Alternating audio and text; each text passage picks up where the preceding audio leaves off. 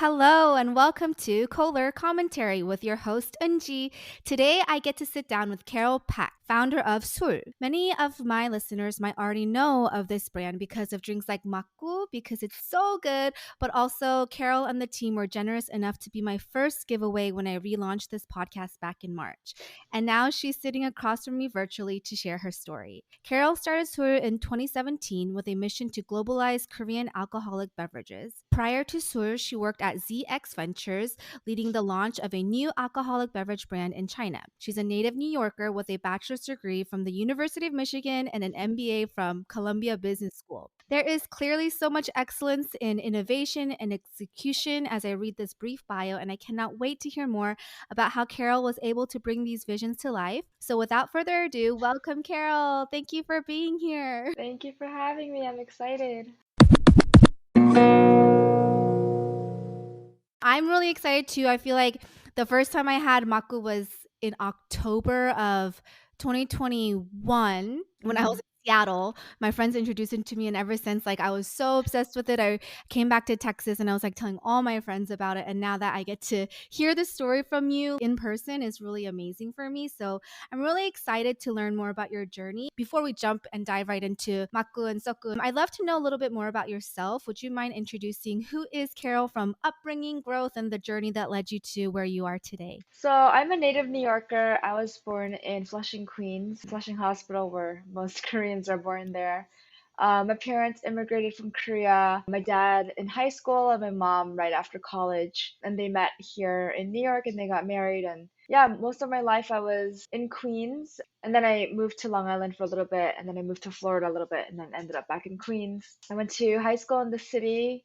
And then I went to college in Michigan and, ended up coming right back to New York. So my dream was always, well, I thought my dream was always to be a lawyer. And I think Oh. that's mostly because my parents and my grandma expected that of me. So my first few jobs were in nonprofit and government because I was trying to figure out what kind of law I wanted to do. But while I was working in the government, I like ran into the startup scene in New York. It was just kind of starting.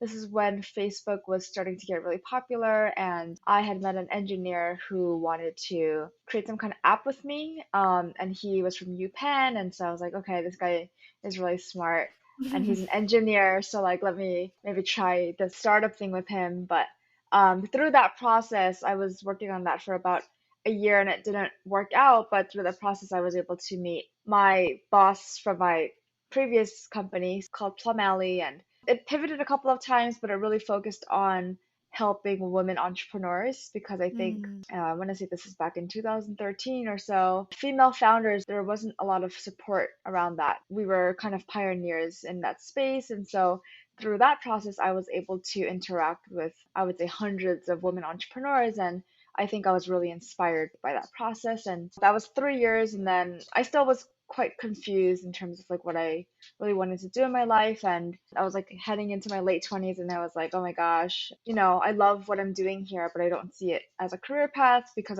it's a really small company. I don't see a lot of growth for me here. And so I ended up going to business school because I also felt a little bit challenged working at tech companies when I didn't have any kind of technical background, and I felt very limited in terms of what kind of roles and positions I could have. And so I thought, oh, maybe I should switch into consumer packaged goods. So yeah, I went to business school. I learned a little bit more finance. I kind of built my foundation, and I think long term, I always knew I was going to be an entrepreneur one day. And so I felt like having my MBA also made me a lot more marketable as a founder, and it would help me with some business fundamentals and kind of like working my P&L and raising money and things like that. So from there, I got into consumer packaged goods in a way. I ended up going to Anheuser-Busch InBev, which is the creator of Budweiser, but I joined their innovations and venture team. So that was really exciting because that was kind of like the intersection of like CPG and startups, which has been my background at that point. So I had a really fun experience there. They asked me to launch a product that was not beer because as a global company, they just wanted to find new ways to continue innovating and growing, staying at the top of the market and being the number one global beer company in the world. But they saw a shift in consumers wanting to drink things other than beer. And so I started working on a hard kombucha project, and eventually they Ooh. wanted me to like look into the China market. And so I was traveling back and forth between New York and China. And at that point, when I was working in Asia, I took a trip to Korea and I saw that makgeolli was kind of having a moment of growth, and a lot of younger generations were exploring this new drink, brewing it, and I just saw a lot of opportunity for the makgeolli category to grow beyond Korea. Yeah, I left in 2017 to start my own company, and at the time it wasn't called Sool, it's called K Brews. That's our legal name. That's Oh, Korean okay. brews because the Yeah. thought was always like to focus on Korean alcohol, with Makku being our first product. Yeah, that was not a linear path, but Right. I think all my experience has led me to this point today. Yeah, I feel like I can see like marks of each experience kind of building you up to here. So that's so cool to hear about. Before we go into Sword itself, having immigrant parents who were supporting a law degree or a law career, Hmm. what did it look like in terms of a response when you did this really cool, like radical path change Hmm. where you're going to be a female entrepreneur, which could be risky, like you said, in the time of the past where Hmm. female entrepreneurs were not as common or as supported? I'd love to just hear a little bit about what that looked like. Yeah, so the first company, I believe I was 22. My parents are quite liberal. They weren't Mm, like the tiger parents. They very much parented us in the way of learn through experience. And so mm, I think they know I'm a very curious child, and they supported the 1 year where I tried to build this mobile app, and let me kind of face all the challenges and hardships that came with like trying to build a company, especially when you're 21 and have like no experience in yeah. tech and mobile apps. So I think at that point it was like I was still a baby to them, and I was like, oh, very cute. She'll figure out her way. And then I think after I was working at AB InBev and I was making a good salary, and then I said I wanted to leave to start my own alcohol company. That was a little bit more, I guess, shocking to them because they were like, well, she's already tried this before, and she's saying she wants to do it again. And there's a Mm, lot of risk here because, I've been working in SERPs my whole life, or like in government or nonprofit. And so, like, I've never really made a lot of income. And I was like nearing my 30s at the time. So, yeah, I think they were a little bit wary, but they still supported it. My mom is the one that helped us create the makgeolli recipe. They funded the seed money. wow. And till this day, yeah, they're very supportive. But I also think that they thought, I would do it for a year and give it up. So yeah, now they're very proud of where I am, and I think shocked again. Yeah. Yeah. That's so awesome you get to shock your parents. I think that's a cool feeling to have. So definitely celebrating with you there. So you saw an opportunity in Korea when you were working with AB Ventures, right? Yeah, ZX Ventures. So when you see something, how do you make it into like practical steps? Like what did that look like for you to be able to execute something like that? Yeah, so I was lucky that I essentially was an entrepreneur in my past role. It went from ideation to formulation to production to marketing, sales, and like throughout that process, financing and creating like a business plan. So I basically You did mimicked all of that this. blueprint. Yeah, like I Wow, had the okay. blueprint and I was like, Mhm, okay, I know exactly what to do. It's just different because it's my money this time and mhm. my product and my brand, and like I don't have to answer to anyone. I don't have to get approval from anyone. So obviously the challenging part is I don't have a network to tap into. I don't have a budget. It's like sitting on my lap. So I had to go out and seek all of those things. But in terms of how do I get there, I think the difference between my first venture and this venture is that I had experience in the industry and the role. And so I had a starting point. So then as an Asian American woman who was able to have the experience that allowed you to go for this, what did that look like in starting this new job, like this new business with Makku first and then all these other products you guys have in the future lined up? Can you just share that journey as specifically your identity as an Asian American woman?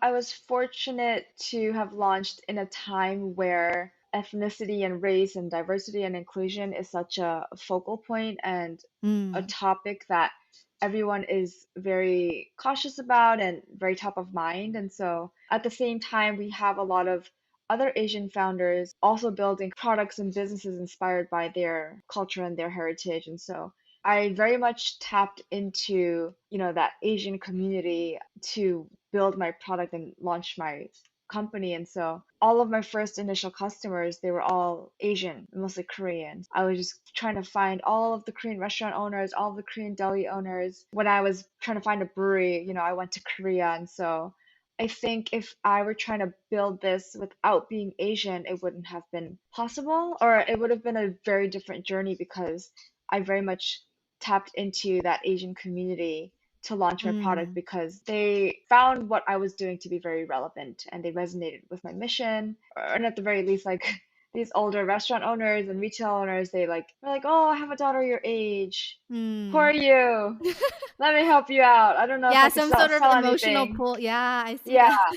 yeah. So like if I were sometimes like when it was really challenging, I was always like, oh, I should have just launched a hard seltzer. Because I was kind of debating between do I do a hard seltzer or do I do makgeolli? And I was like, oh my gosh, like Summer of White Claw, truly, I could have been in that category. But I think it would have been tremendously hard because I wouldn't know where to start. I don't think like the founder product fit would have been very evident. That makes sense. Oh, that question was also a shout out from the people that ran into you in New York at a Korean pocha that said that you gave them free makku at an event, Oh which my gosh. inspired me to reach back out to you after the giveaway a long time ago. So just wanted to shout Oh. out my friends who were excited to hear about you.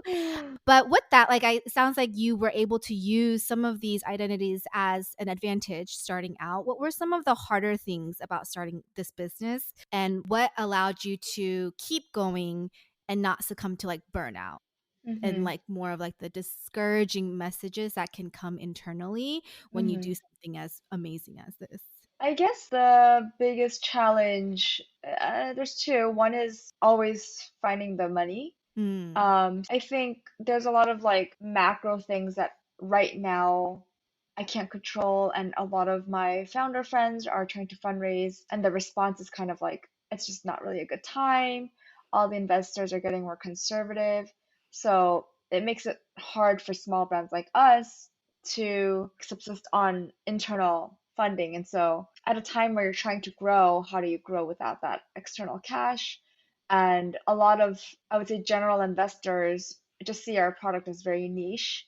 And Mm. so it's always kind of like, even in getting into retailers and getting distributors, it's like, show us traction and then we'll bring you in. But it's always like the chicken and the egg game, right? So we need your help to show traction, but that's the kind of Mhm. the response we get from everyone. But yeah, cash is always kind of the most important and challenging part, I think, of keeping the business afloat and just like keeping the balance of like how much should I spend? Do I grow? Do I try to hold on to my money? So I think that's always like a big puzzle for me. And then the second is finding a really good team that understands the startup world and the mentality and understanding like sometimes you're expected to do things outside of your job description, and also finding people that have chemistry with each other. And at times when they know the company is not doing that well, I'm obviously motivated because I started the company and I'm the one that communicates with all my investors. And so I have a lot of pressure and like internal motivation because I have a dream that I want to fulfill. But then how do Mhm. I keep these employees that can get, jobs anywhere else? How do I keep them motivated? So, yeah, I think beyond the daily operations of like trade and production and sales and marketing, those two are always things I think about at night. Right, right. I remember going to your website like a while ago and seeing like the bios of your team, and it seemed very personal. There was like fun facts or something like that Oh, about yeah. each of the team members and stuff like that. And I was like, that seems very like close knit as a group for this mission you guys are building. As the leader, what are some like core values or like qualities you do want to keep holding on to, as this is something that keeps coming in mind of how to lead and how to Hmm. be able to foster that team dynamic that you hope for? Yeah, I think that's a topic I think about a lot recently because it's like company culture, how do I build it? What kind of traits do I want to look for in future employees if I have three resumes that are all equally talented and experienced? And I think somehow I found like team members that all share like similar characteristics that I value, which are like honesty, transparency, hardworking, and kindness. So I think Mm. all of our employees are like very, very, very kind, and I'm very proud of Yeah. Did they all just like show up on your step? Like that's that. so cool that they were all able to carry those like those traits. I feel like that's more rare to find nowadays. Other than our full-time employees, we worked with a lot of contractors and we still do. So I was fortunate where a lot of these employees and contractors, they approached the company saying that they wanted Mm. to work for the company. They aligned with our vision and they loved their products and what we were doing. And so thankfully, I didn't have to recruit too many people. But like the recent hires, we did go through like a formal hiring process. And yeah, when we were just interviewing, there is definitely like a fit that you can Right. feel when you're hiring with people. I think that's true. So true. Like we long to see our identity in society, right? And so even you bringing this drink allows people to be drawn to you or like reach out to you. I think that's really special. I have a question of as you grow more and more, like how do you learn to say yes and like also to say no as all these opportunities start to arise for you guys as a team? Even like Mm. this podcast, like I'm so small, but I'm so grateful you said yes, you know? But like in general, when you have so many more things on your plate looking forward, like what does that balance look like?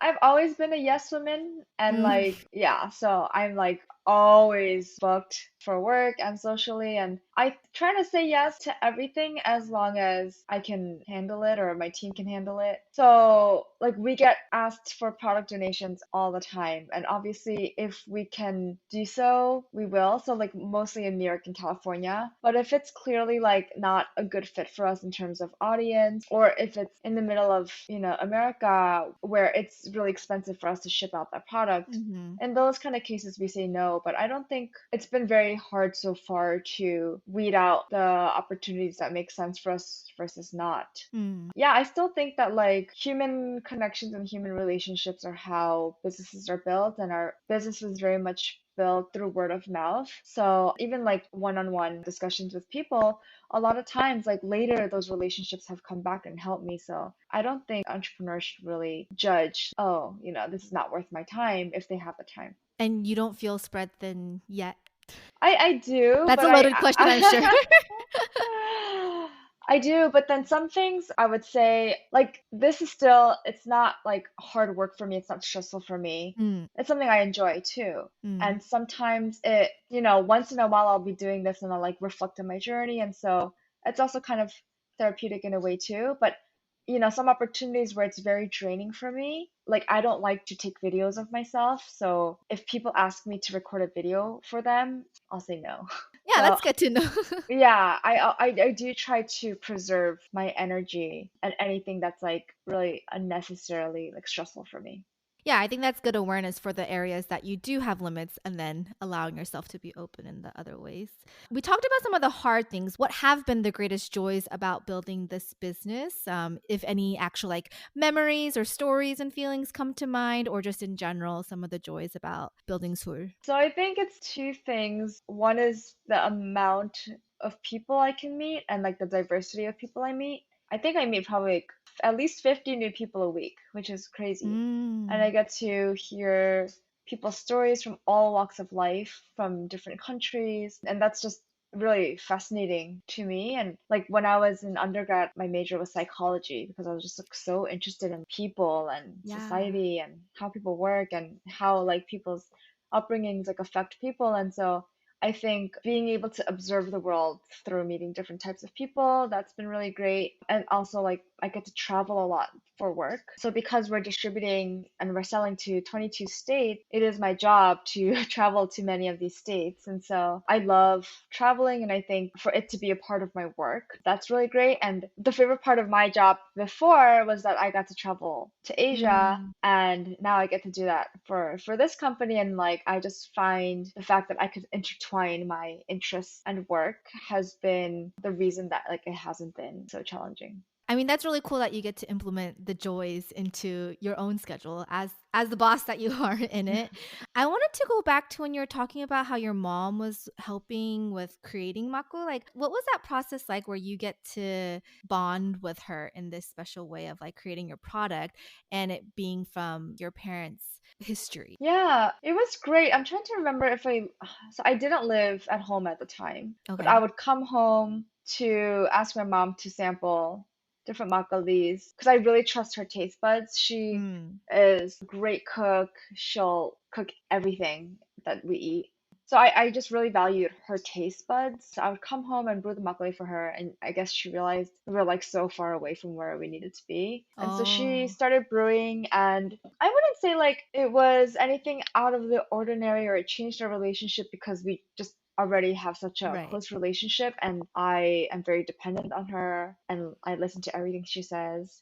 So yeah, I'm just fortunate that I'm in a position where I could continue seeking advice from my Yeah. parents. And so, my mom, she has her own clinic, and my dad is an Mm. entrepreneur. And so, to this day, whenever I have like any concerns about like, oh, this contract, or should I let this employee go, or like, what kind of, I don't know, new product should we launch, I go to them and seek their advice. And so, yeah, that's been nice that I have like mentors in my parents. Yeah, I have so many friends now who are starting side small businesses with hopes of making it into their own and things like that. But you see, like, there is a lineage inside their family of entrepreneurship or, like, in general with like small businesses. So it's really cool, like, that your dad also is his own entrepreneur, like, for his own business. So that's cool to hear too.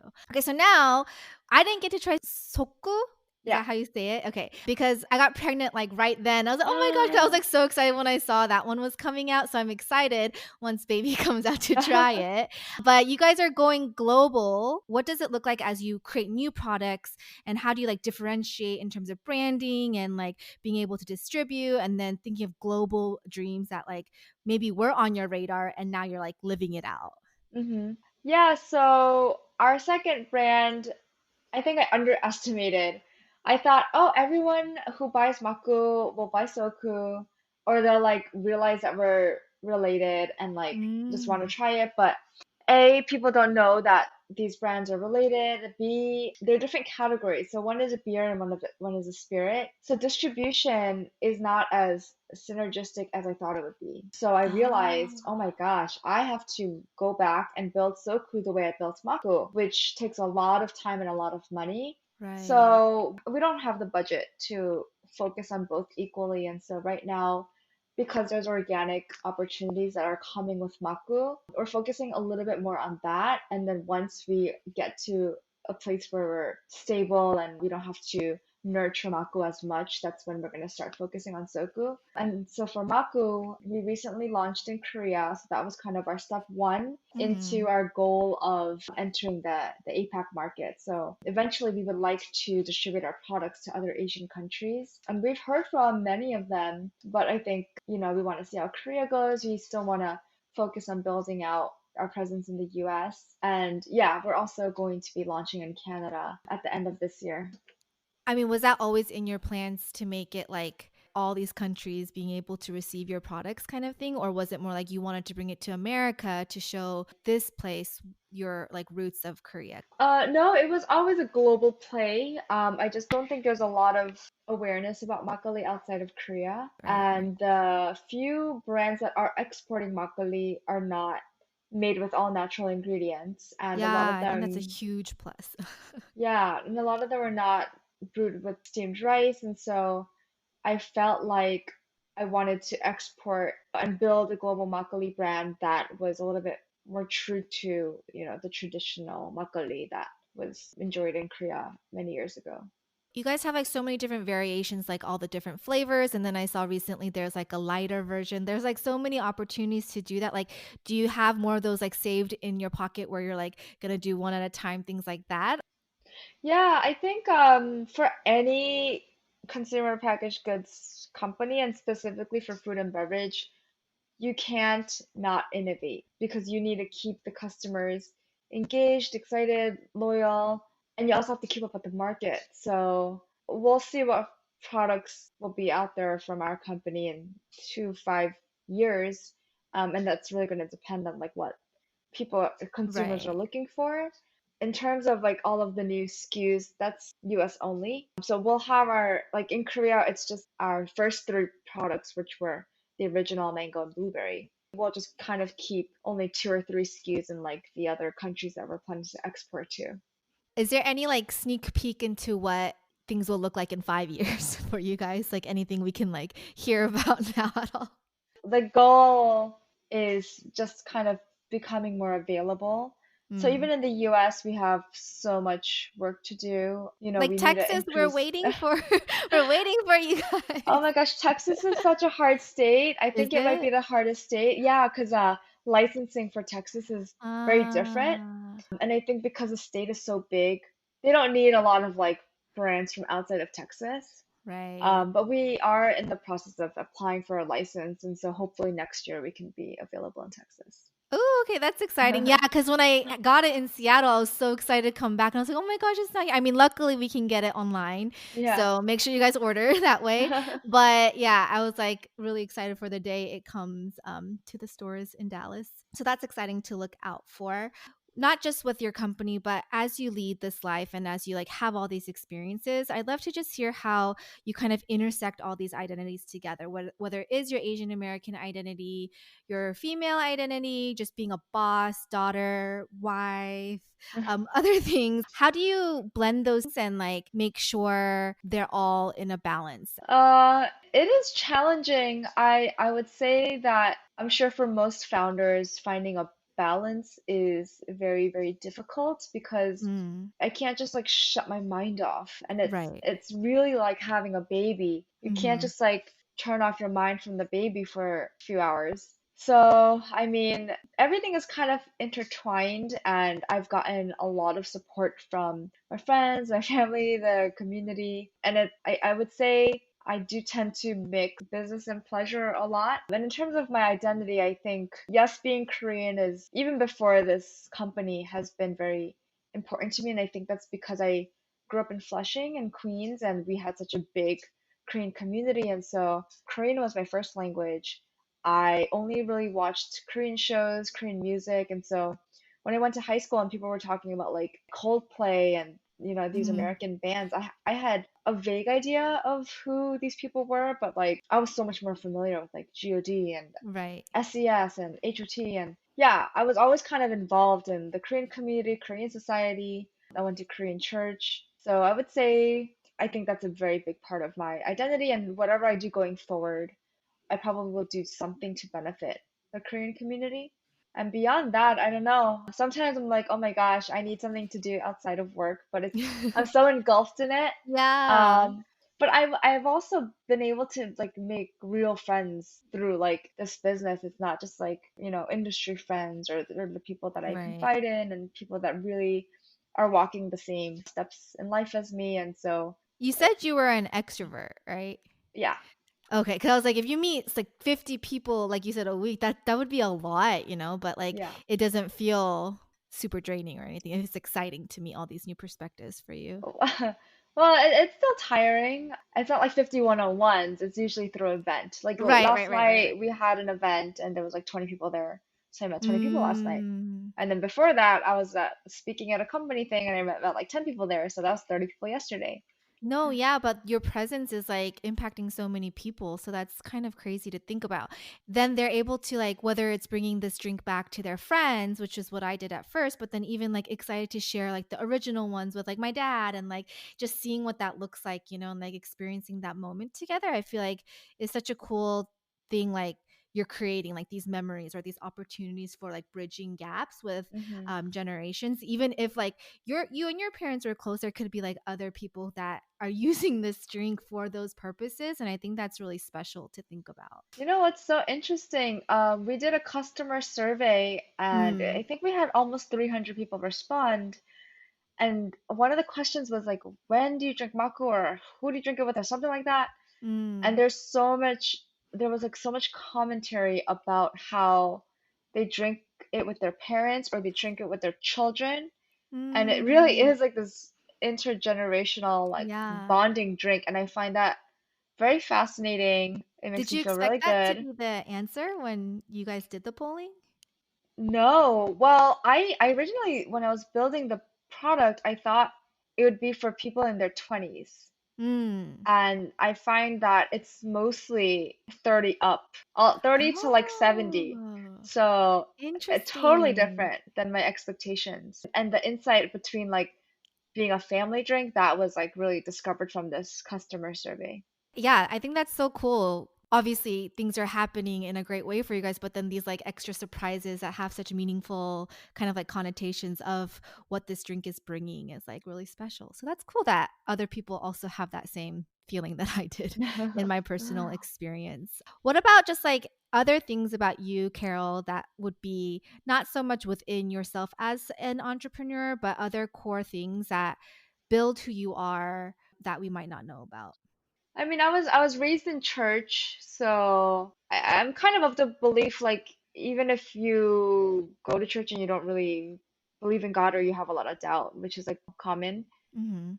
the values that you're taught in church and like all of the things that the Bible say is bad. I think I've been raised with like very like proper morals and values and always about like helping others, helping the poor. So I think I want to become, someone that is able to do a lot of good things in my future life. So that's something that motivates me. My hobbies were always really just, I'm not very talented in like sports or art. So for me, I just like travel and like And go to create. restaurants and yeah, like cocktail bars were always like a big fascination of mine. But yeah, other than that, in my free time, I work out and I hang out with my dog and Aw. normal people things. Yeah, I even see that even how you said earlier, like you're a yes person, right? And like being Hmm. able to extend that kindness out. So it definitely shows in the values you were mentioning of being brought up in the church as well. So that's kind of cool to see all of those things full circle. Did you have anything else you wanted to share about the brand or your journey or any advice you wanted to give to rising entrepreneurs or whatnot before we kind of do some final Uh, game? I think if I look back to my earlier years, and especially when I was fundraising, like I think I lacked a lot of confidence in terms Mm, of like I was a little bit embarrassed, to be sharing about my brand, and I always felt like, oh, if we were a little bit more successful, maybe I would have more confidence. And so I just think that is not a good way to be an entrepreneur. right, right, Yeah, if any entrepreneurs out there, obviously the other kind of advice would obviously be, watch your cash and you have to be passionate and all those things that you'll normally hear. But I think confidence goes a long way. And like that's really something that, you can get from within yourself. And so it's just a right. reminder that's really important. I think that's so good. Just a lot of everybody, but also as Asian Americans, there is like the imposter syndrome that really hits hard to you. And so Mm-hmm. just like reminding yourself and empowering yourself to be the advocate for that business you're growing or whatever it is that you're striving for is a really good reminder. So Mm-hmm. that's good. My last question that I have is if you were to pick a fruit to best describe you, what would you choose? Because, like Koreans love fruit. So I like to end it with that. Yeah, when I was thinking about this question, I was like, wow, I never thought about it. And I was like, I don't know, but I have a honeydew Oh, sitting okay. next on my counter, and I really like honeydew. And I was like, okay, what are our similarities? And I was like, Mm. okay, it's nice and round, which I think it's like a very balanced shape. And Mm. I'm a Libra, so I kind of believe in horoscopes, and I feel like my whole life I've tried to be very balanced, and I try to Mm. always keep balance as part of my lifestyle. And is it a summer fruit? I don't know. I don't know. It seems like it would be a summer fruit, the Yeah. melon, right? So I like warmer weather. I don't think it's a Okay. winter fruit. Yeah, it's nice and sweet. It's unfussy. It's like not like difficult to eat or peel. That's So yeah, true. I think I'll be a honeydew. Is there going to be a honeydew flavor Makku someday? I wish. So it's very challenging because I could think of the most delicious flavors, Hmm. but because we're trying to keep to like this all natural recipe, Right. fruits like peach or watermelon or honeydew where there's like a lot of water content and it's not very flavorful, you need to add extracts and flavorings to get Ah, that flavor. But the honeydew, the melona popsicle, right? right. we wouldn't be able to get that flavor, I don't think. Right, right, I think right. that would be one of these fruits that would be hard. Like banana, Mm. we can't do. So yeah, it's a shame. Oh, that's so interesting to hear that side of like the like the flavor making process. Mm-hmm. It makes sense. I just wouldn't think about that stuff. So it's okay. There's some great flavors out there that like are not going to disappoint at all. We're going to close it out with a rapid fire game. But before that, is there any like ways we can find you or support or different things that we can be on the lookout for? Depending on where you live, you can find Makku or order Makku. We have a list of stores on our website, which we only update it quarterly, so sometimes it could be out of stock or something like that. But I think just sharing the word about makgeolli and bringing it to share with friends and family, that's the best way to support us. Yeah, and holidays are soon coming before you even know it. So stocking up now will be really great. Yes. Definitely will be like a nice little treat to bring to like Thanksgiving, Friendsgiving things in general. Like I think those would be like a standout item. So Mm-hmm. highly suggest. I'm going to end with 10 rapid fire questions. You can just answer with what comes to mind. Mm-hmm. All right. Describe yourself in 3 words. Uh, chill, different, kind. Nice. What is your go-to drink? I guess I have to say Baku, but Yeah, it was a trick other than question. that, Good answer, but then also second one. whiskey. Oh, okay. Who is a social media influencer you like to follow for inspiration or in general? Um, I like Lively and Ryan Reynolds because I think they're funny. Very true. But other than that, I don't really do social media other than to Business. check out our content. It seems like that's the case for a lot of like business people, like entrepreneurs that Yeah, because I'm just on there so often, Yeah. and I mean, I'll look at my friends' stuff, but I don't really look at influencers for food content. I will look at like so Mm. for Mangchi and Yeah. Samgyang Longest and those amazing Yeah. Korean. I love food and I love looking at recipes, but I don't really look at like influencers or celebrities, things Mm. like that. Yeah. I think Blake Lively and Ryan Reynolds are a good one to follow. Are you a morning person or a night person? Morning. What have you done that you are most proud of after this company? Marrying my husband. Aw. Well, maybe that one is first, actually. So, what is one of your weird quirks? Something that's like, oh. My brother's girlfriend says I say horrible all the time. Like if anything I hear I don't like, I'm like that's horrible. Interesting. Okay, that's new. If you were part of a sitcom family, which sitcom would you be a part of? I only watched Friends, so I don't Do you love know. Friends? I love Friends, so I I would love choose Friends Friends too. too. And Anyway. I watched Fresh Prince of Bel-Air. Oh yeah, Those are yeah, the only yeah. two shows that I really know. Those are So like the most important ones in my opinion too. So, what is the lowest grade you've ever been given in what class? biology, I think I got an 81. Oh wow. We also went to UMich and Columbia, so that makes sense that that's your lowest grade. If you were on a plane that might be crashing, who would you want to sit next to? Only one person? Yes. I don't know. Maybe up to Yeah, 3. my husband and my parents. Oh, okay. Oh, Yeah. perfect. And then last, what is your favorite thing about your Sool team? They're just so, I think, like pure.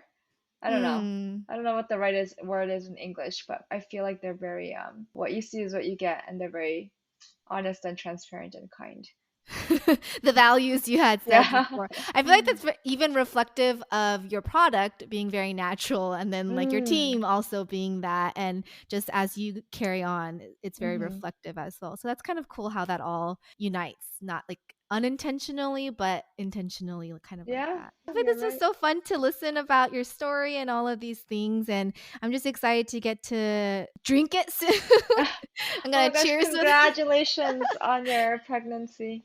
Thank you. Thank you very much. Yeah, and so if you guys are listening, please make sure you get some makku and like be on the lookout. Oh, I forgot to did I ask about when you went to Korea recently? If there was any like exciting things about it, or I think we kind of talked about it. Not really, but so I tied in a team retreat as well as our launch party, Mm. all in 5 days. So it was very, very Wow. hectic, but it was a lot of fun. And some of our team members are not Korean, and I just really wanted them to experience makgeolli in the home country and understand some of like the culture and the food pairings and visit a makgeolli bar. And yeah, I think they got to experience all that. We had a lot of fun. Some of them went clubbing until 9 a.m. Oh, because yeah, it's you can do that there. Yes, I did not. I went home. But yeah, it was a lot of fun. Our launch party was really successful, and we started selling in September. So at the end of the month, Okay. we'll see kind of how our first month of sales did. But yeah, we're seeing some people share Makku cans from Korea, and it's so cool. That's awesome. Yeah, I feel like I have so many friends going to Korea right now. So if you haven't gone yet, go check it out. Just see it in the stores and take pictures and share it on your socials. I'm so glad you got to introduce the culture to all of your team members since they're not all Korean. So that's really cool as well. I'm excited for how it will do there and Canada, you said, right? Yeah, yeah, we're super excited about both of them. I'm curious, are you going to forever be a New York native or like a New Yorker for life? It's hard to say. I would probably consider California too. Okay, because of the warmer weather. Yeah, the food, the I just think you're a little bit more relaxed over there. That's very true, actually. Yeah, Yeah. And like totally I different. hate going out when it's like snowing and Actually, raining for and a New Yorker for almost all your life, you're very chill and you don't like colder weather. That's so interesting that you've been able to stay there for such a long. And Michigan was probably really cold too. Oh, I know. I was like, I don't know why I thought this is a good choice, but I wanted to experience an American college Ah, that's true because because I you've grew been up in that. so Yeah, Korean. I yeah, was like, let me see what football's about and frats yeah. and all of those things. Oh my gosh. Okay, I feel like I could ask you questions forever. So hopefully we'll continue to have chances to connect. But thank you so much for coming on to the podcast. And we hope you guys enjoyed another episode of Kohler Commentary. Yay, thank you. I'm always so inspired after talking with entrepreneurs who have shown such resilience and passion in their journey towards success. Thank you, Carol, for sharing your story, the joys and the struggles that go into creating a business.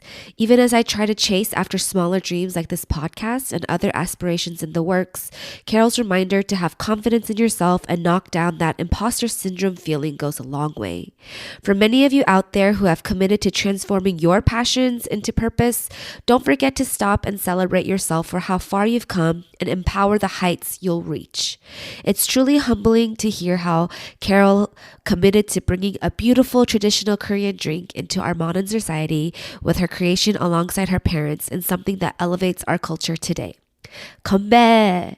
If you enjoyed this episode, make sure to rate it 5 stars and go subscribe so you never miss another.